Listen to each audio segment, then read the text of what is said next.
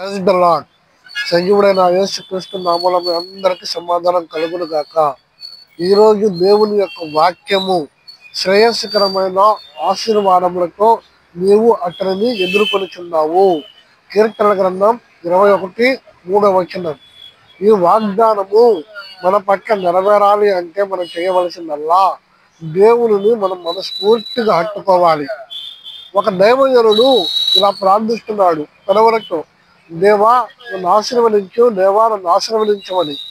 అయితే దేవుడు ప్రత్యక్షమయ్యి, నా కుమారుడా ఏమని ఆశీర్వదించాలని అడిగాడు.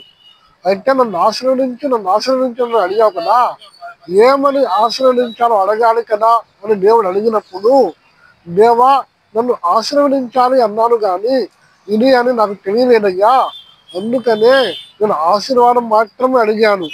నువ్వు చెయ్యవలసిందల్లా ఏమిటి అంటే, నా ధర్మశాస్త్రమును నువ్వు దేవారాత్రము ధ్యానిస్తే ఏ ఆశీర్వాదం కావాలో నీకు కావాల్సిన జ్ఞానము నా ధర్మశాస్త్రంలో నీకు రాయబడి ఉంది.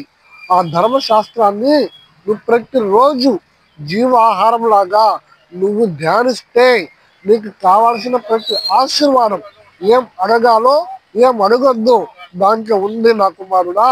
దాన్ని ధ్యానించి ఏ ఆశీర్వాదం కావాలో అడగమన్నాడు.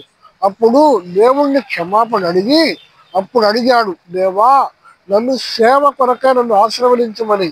అప్పుడు బహు బలముగా దేవునిలో ఆ దైవజనుడు సేవ కొరకు వాడబడ్డాడు.